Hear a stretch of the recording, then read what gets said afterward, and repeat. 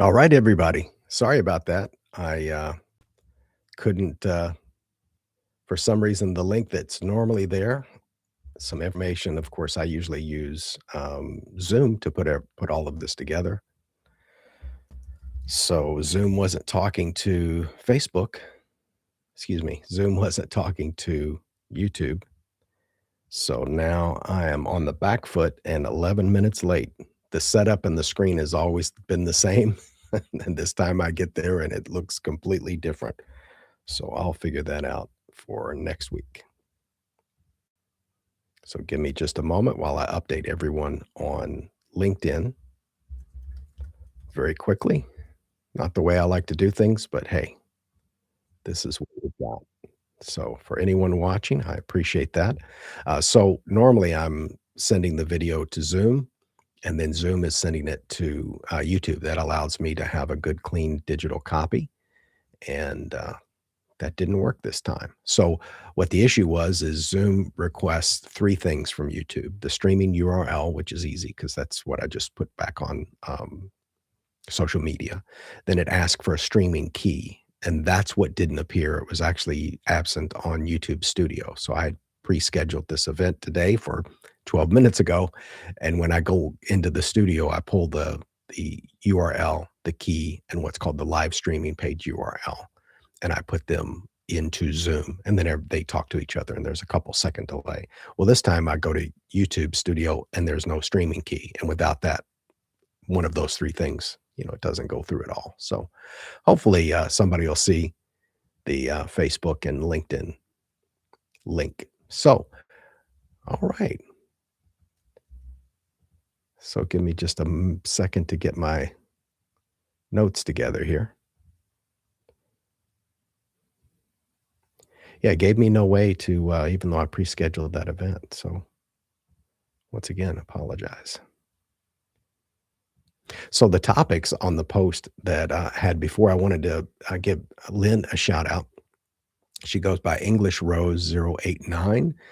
She lives in the same area that I do, and they moved in and they didn't have a car. So I've been helping them provide some transportation. Now, she's got a much larger YouTube channel than I do and a lot more subscribers. So she was very gracious to go live and encourage people. I was on camera at her place very briefly, and she encouraged some of her friends and fans to subscribe to the channel, which I appreciate very much. I've got about 10 subscribers from that. So thank you, Lynn, English Rose 89, and some of her friends for coming on. I think that's probably the largest one-day boost in subscribers I've ever gotten. And considering I've been doing this, geez, coming up on 2 years, that's very appreciated. So now we're over 200 subscribers. So thank you so much for that. We definitely appreciate it. Also wanted to give a shout out to Daniel Lucas. I've been on 2 of his podcasts. This guy runs at least a dozen podcasts. It's unbelievable.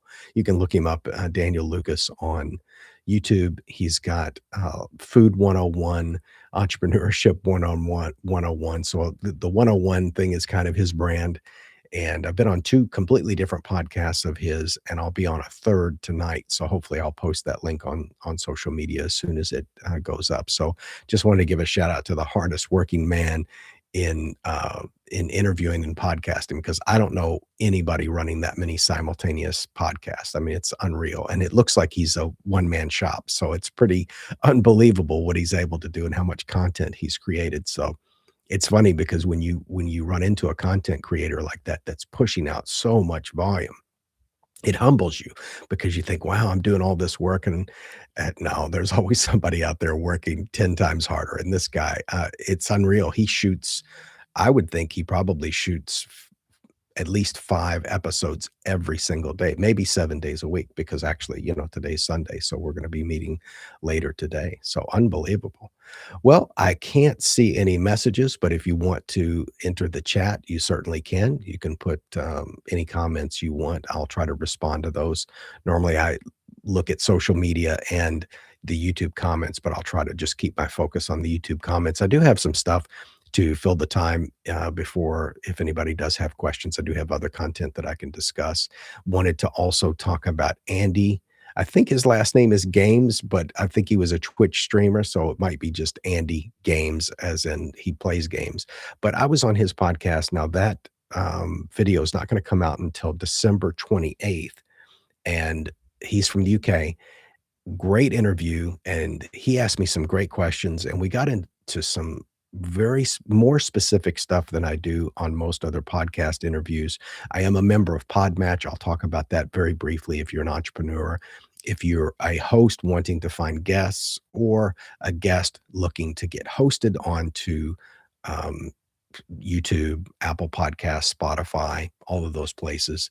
Podmatch is a place where you pay a monthly subscription, and then you get um, somewhat limited access. They have a lot of people there, a lot of hosts and guests, and then they kind of crank out, depending on the type of subscription you have. You can I think you can have access to up to 3 hosts or 3 guests per day. So you can go to their website, podmatch.com. The co-founder of that, Alex, he is Sanfilippo is his last name. He's very active on LinkedIn and on Facebook. So you can look up Podmatch or you can look up Alex Sanfilippo with Podmatch. So far that's been really interesting. I've actually been stood up a couple of times as a guest, which is really strange. I got excited because there was one podcaster that had, I think, almost 90,000 subscribers, which would have been, I don't know what their average viewership is per episode, but that would have been the biggest podcast subscriber wise that I had ever been on. And they stood me up not once, but twice, where I, dressed up, got the lights on and everything ready, and they just didn't show up. And very odd for a channel that's that big. So, it begs the question, how can you grow a channel that big and not show up for your guests? Twice. But anyway, I don't know if they're going through something, but that was just a strange experience because I was so excited. I mean, I love going on a channel that's got 100 subscribers. I mean, I'll go on anybody's channel. I'm not proud, but yeah, it was weird, so still don't know what happened to them and hope they're doing okay. So I wanted to mention Andy again because his podcast it looks like he's primarily on YouTube like me. So Daniel Lucas, let me go back to him for just a second. That's Daniel Lucas 6015. That's his YouTube handle. And then Andy, let me click on this button here because YouTube has truncated his channel name. So it looks like it's at Behind the Camera with Andy Games. And that's his YouTube handle for those of you interested. And that's going to come out on the 28th. The reason why I bring that up is if you subscribe to his channel, Daniel's channel, and Lynn's channel, English Rose, you can see what their upcoming events are. Lynn does a lot of lives. Daniel Lucas has all of these different podcasts. Some of them have to do with food. He's got some that involve romance. He's got a little bit of everything for everybody. But Andy's, I think that's going to be a really interesting episode because what's different about that is we get into specific examples of creating products and services, which is what my book Scintilla is all about. I don't think I've held it up on my channel, but this is what you get from Amazon, kind of like an author proof.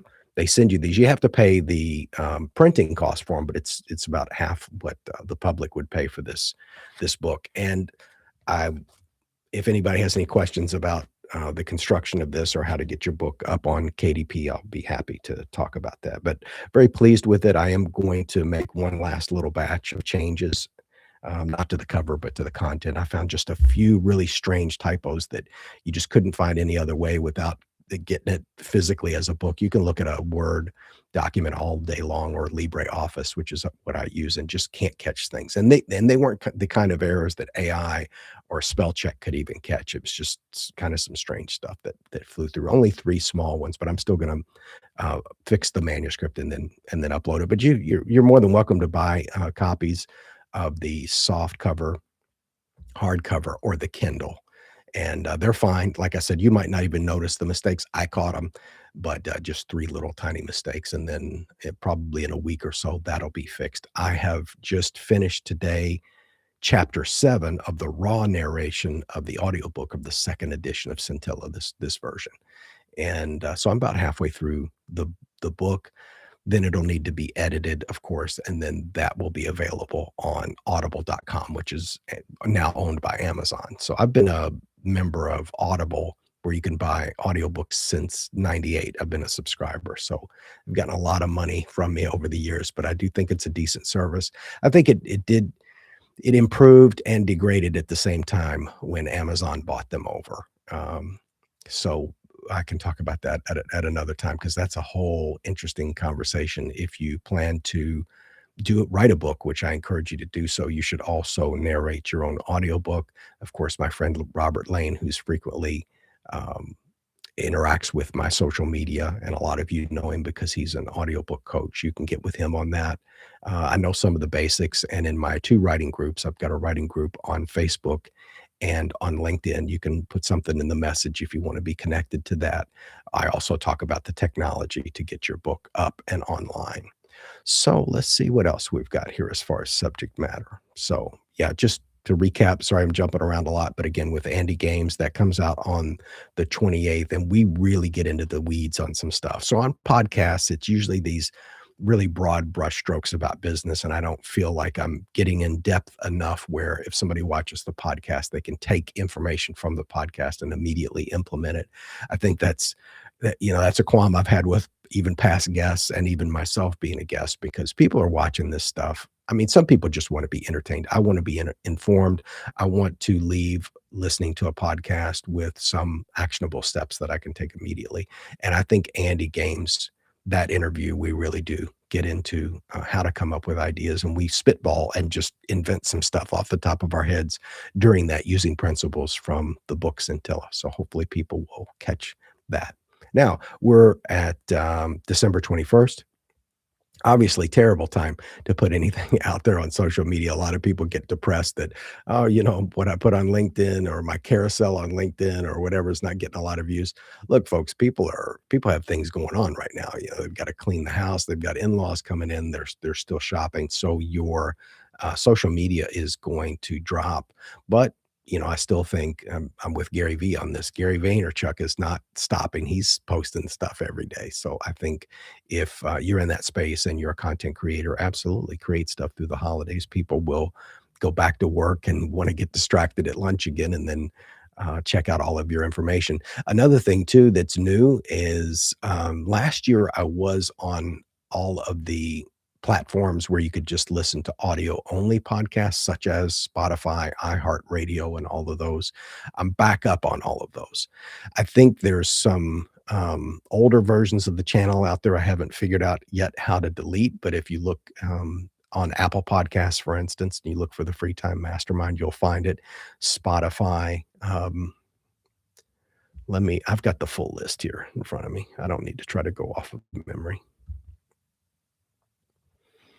Let's see. And it's a pretty and for anybody that wants to know how to do that, if you're a podcaster or you want to be a podcaster and you want to start with YouTube because you want to do a visual medium, then you certainly can. And if you want to know how to take that and put all of your episodes into audio only, it's pretty straightforward. I'm not going to say it's easy, but the process is very simple. I use the company RSS.com, which RSS.com is also something I talk about in the book Scintilla because you can use it for a lot of things. And in this case, I'm taking my YouTube episodes, converting them to audio only, and then I send it to RSS, and RSS distributes it to Apple Podcast, Audible Podcast, Spotify, Amazon Music, iHeartRadio, and I'm working on Pandora. There's a couple extra steps to get it onto Pandora. So, but that's it. You just drop the episode into RSS and it basically simulcasts, I guess is the right word, to all of those different channels. So, like I said, it's simple, not necessarily easy, but it's something I could show you if you'd like to do that. Because there are a lot of people that I get everything off of YouTube, and sometimes I'm guilty of thinking everybody consumes media the same way that I do, and they absolutely don't. And I jumped off of TikTok. Well, I only think I had a TikTok account maybe for 2 months and got off of that. And so when people send me TikTok, sometimes I can see them, sometimes I can't. And I got off Instagram a while back too. I'm just in a demographic that's usually not a heavy Instagram user, but if I do see a business need for that down the road, I'll probably have somebody else handle it, to be quite honest, because not that I have anything against Instagram, but you can lose hours of your life very, very quickly on there. That's harder to do on LinkedIn. So I'm spending a lot more time on LinkedIn because you can have a more disciplined approach. You don't wait, pop up and you've been in LinkedIn for the last 3 or 4 hours. You could do it, but it's much harder than TikTok or Instagram, which they're designed to suck you in and then you can't go get away. So it might be better to outsource that part of your social media to somebody else who's just going to go in there for the time that they're paid and upload your content. But yeah, that's if you put your stuff on YouTube with, obviously audio video, you can do audio only on YouTube. People have asked me that before. It helps to have something moving on the screen. So some people have those waveforms going while their voice is going. That's pretty good. So you don't have to have video on YouTube, but it helps to have something moving and then maybe a static image along with that. There are a lot of programs that you can create that for absolutely for free. But yeah, YouTube, so you can shoot your audio video and then push it through rss.com. Now that's a free service too, by the way. So for some reason, I had to pay Apple Podcasts before, and then this time when I uploaded it, I didn't have to pay anything. So I'm not sure what was different from last time to this time because I think there was something that cost $19 a month, and that might have been a plus service. So I really don't know. Maybe in the comments you can tell me what the difference was. But this time I got to do it for free. So if anybody has any questions, just drop them in the chat, and I'm going to check social media just for a second here to see if anybody's having trouble with the link or getting through to our conversation. And like I said, it's the holidays, so I don't expect people to be dogpiling into this meeting, into this video. Yeah. Yeah, and LinkedIn didn't do me. LinkedIn, boy, they really don't like outside links. They really, really don't. Yeah, also, so there was a secondary topic on here about, for today, about talking about politics. And there was a guy, I really enjoyed his time. He came on the podcast last year, and I don't want to say who he is because he's a great guy. I mean, we get along great with the fella, and we connected on Facebook, and just noticed that he just constantly talked about politics. And he's very smart in his field and has a lot to offer.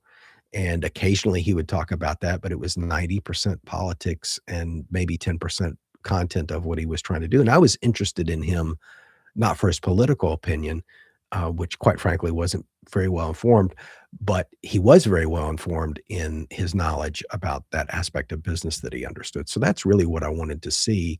And I hung on as long as I could. I just thought, maybe he's going through something, he's going through a phase, but um, he was really trying and he was trying to antagonize people. And I was watching, I was watching his social network slowly burn down. But the same thing happened to me in what was it, 2007 or 2008. I came out against a piece of legislation that a lot of people were really excited about, and I got very publicly negative about it, but I explained why. And, I was bringing the receipts and I was showing pieces of the legislation. I wasn't just yelling from my chair, unfortunately, like most people are.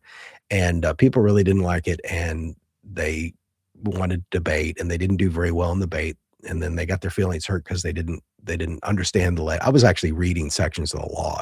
I wasn't watching a cable news channel for 2 or 3 minutes and thinking I had an informed opinion on things. And I'm sorry to say it that way, but I've decided in 2026 I'm not going to pull any punches anymore about my opinions about things. So I'm not going to be like the other guy where I'm just spewing opinions. I'm still bringing facts and my own personal research. I'm not going to pick something up from another news channel and just paste it onto my page and present it as my opinion. But there has to be a balance.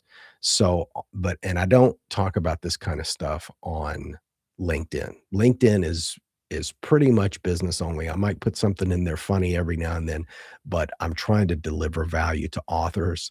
I'm trying to deliver value with the years that I had in marketing, the experience that I've had publishing. So I'm always trying to deliver value and share information. So I would say the question is, should you talk about politics? I think there's room for it. I do like to talk about politics in the sense that, particularly in the United States, legislation in the last 20 years has made small businesses very, very, very difficult. And anytime, and I've been critical of all administrations, left and right. So I'm very fair, more fair than most because I think all of them keep making the same mistakes over and over again. They'll deregulate big industries and they create these monopolies, and that makes it hard for people like you and me to open businesses. And imagine opening a retail business right now, like a brick and mortar business. It's unthinkable. Now, why is it unthinkable? It wasn't unthinkable 20 years ago.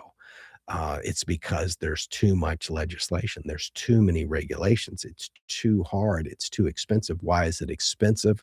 It's expensive because of the legislation.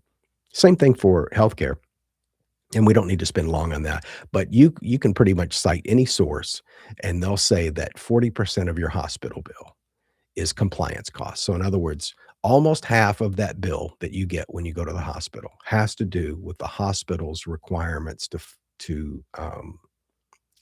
comply with government regulation. 40, almost half of the bill. So that's a problem. And it's been 40% for a very long time. So left or right, we can all agree we'd like to bring that number down and not have healthcare so expensive. And the people that promised last time that we were going to pass this big piece of legislation, the thing everybody got mad at me about and told me I was wrong when I said this is going to make healthcare worse, it's going to make it more complicated, and it's going to make it more expensive. And then I was showing pieces of the legislation and why that would cause these things to happen and past cases. Well, I think I lost 1,700 connections. That's a lot. That was more than half of my network at that time on Facebook because of my political stance on one particular piece of legislation. And guess what happened? Guess what happened? Healthcare got worse. I mean, for people that had serious, the very tiny minority of people that had very serious um, prior conditions, the legislation was great. For those couple of hundred people or a couple of thousand maybe, but for the rest of the country, it got more expensive, slower, more complicated, more expensive, you name it. No, almost none of it got better. So now they're talking about this again. So there's a time and a place to talk about politics, but I think if you're in business and you're doing a business podcast, I think just keep it in the context. Whereas this other person just wanted to say, like, I think the one of the weakest arguments is when they're attacking the current administration, somebody will jump in and say, well, you didn't say anything during the last administration, and I think that's weak. It's this whole left right thing. And I don't get that because I dislike both sides. I think both sides are not serving our interests. So hopefully that doesn't offend anybody. I mean, and at this point, thankfully, and I've been this way, I've been nonpartisan for a very, very, very long time. And I think people now have a bigger appetite for nonpartisanship. We just want the problem solved. We don't care what the person's name is or where they're from. We just want things to get better, and we haven't seen that better. We see them go in, we see them meddle, and then things kind of get worse. So yeah, anyway, so there is a time and a place for that conversation, especially if you keep it in your lane of what you know. And when you speak with authority. Look at the legislation, look at what's being proposed. Don't comment on what the media is saying because they're giving you a very curated version of reality. But when you actually look at a piece of legislation, and all of that's available online, people maybe don't know or maybe they're not interested. But yeah, you'll look a lot smarter online when you're commenting and you're bringing up PDFs and sections and quoting straight from the law. Matter of fact, I had a neighbor yesterday tell me about some type of violation or fine that he got. And I said, well, what state statute did they invoke to fine you? And he paused and he looked at me. I said, yeah, even if you get a speeding ticket, speeding is there's a particular part in the law. Let's just say section 202-41. And it says, you cannot operate a vehicle so every violation is rooted in a state statute. Even your insurance policy, almost every sentence in your insurance policy, you can actually trace it back to a state statute with regard to insurance. And I'm sure you're probably falling asleep at this point because nobody's interested in this stuff. But look where we're having problems. We're having problems because people aren't interested. They're not interested in understanding how healthcare works. They're not interested in understanding how government works, how the passing of laws work. And look where we are. So you can either get curious or just don't be upset at what's happening if you're disconnected, because if you're not paying attention, they're definitely gonna take advantage of you. Um, so that's my advice. So now I'll talk about Podmatch. I joined Podmatch a little over a month ago because I knew I was going to be doing some um, more public relations and marketing for the book Scintilla. I was trying to coordinate everything at the same time, and then of course I broke my arm, which mucked my timing up a little bit there. And so I joined Podmatch, which is a way for podcast hosts to find guests or guests to find hosts. Now I fell into that second category because I wanted to get on and talk about my book. So I was looking to go on other people's podcasts. I think I'm at this I think it's $62 a month for the level that I joined, which is a much more aggressive program. I think they give me 6 suggestions a day. So they give me a sample of 6 podcasters and their channels, and some of them aren't on YouTube. Some of these people are audio only, and I get to see their bio. I can look at how many subscribers they have, what they talk about, and, they try to match me up with what I put into my biography. I think it's good. Unfortunately, I got to the bottom of their list really, really quick. So in less than a month, looking at 6 channels a day, which is still a lot. I mean, when you do the number, because I can't do numbers off the top of my head, but let's just say I went through 180 podcasts, potential matchups. I Everybody that I felt was a match, I wrote to, and you can write them a thing and kind of pitch yourself, and I did. So I would say out of those that I pitched, I probably got 60% agreed that I would be a good match. Some, a as they'll tell you, as the host will tell you, if you join Podmatch as a host, I've heard universally that you'll actually just get overwhelmed with people trying to be on your show because there's way more guests out there than hosts. So even though I feel like I'm very serious and I'm very professional and I try to communicate that in the email so I could get on their show, they're still overwhelmed and I'm just a drop in the bucket. So some of these people that I sent messages to, I didn't even get a response at all. So the subscription that I'm paying for just puts us in potential contact. It's almost like a dating site. It's still up to them whether they want to have me on or not. And again, as I said earlier, the biggest podcast that I had an opportunity to be on, they actually no showed me twice, which was a little tough. So I hope they're okay. I'm not sure, but it wasn't a business podcast. So I'm a little bit in a bubble because when I show up on time, except for today, which was a technical thing on YouTube's part, not giving me the streaming key. But on other people's podcasts, I get in way early. I make sure everything is right. So it was a little strange to have a host not show up twice. But again, they weren't in the business space. They were. It was a different type of podcast. But I think it's worth it. If you're trying to get guests, I think it's probably better for hosts than it is for people like me. If you want to go on a book tour, I think it's a little bit I think you should do Podmatch in addition to also going on Facebook or going onto YouTube channels or Spotify channels that you like and respect and reach out to them cold. Just have your promo pack ready, have a photo, have a bio, let them know, have something standard to sell yourself. Because like I said, I got to the bottom of their list as far as business podcasters are concerned. And I realize we're a much smaller demographic. So for me personally, Podmatch was good, but I ran dry pretty fast. If you're in the addiction space or you're just, let's just say you're a fictional author, there's probably way more podcasts out there that can host you than a nonfiction author like myself, somebody with a marketing background. So that's that. We're at the end of 2025. Hopefully you've got your goals together for 2026. And I hope for those of you that do purchase the book Scintilla, I sincerely hope that you review it. If you have some feedback on it, please let me know. If you find an error, let me know.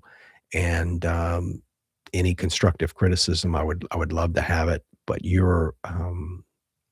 if you leave a review on Amazon, that's very valuable because that's social proof. Other people will see that review, and as of yet, there nobody has posted a review for the 2nd edition, but again, the 2nd edition, I think, has been out less than 2 weeks. So, and the audiobook, I think, will cause a lot more interest. I primarily listen to audiobooks. I hardly ever read a paper book anymore. And, that's about it. I don't let me check to see if there's any questions in queue. I don't see any questions in queue.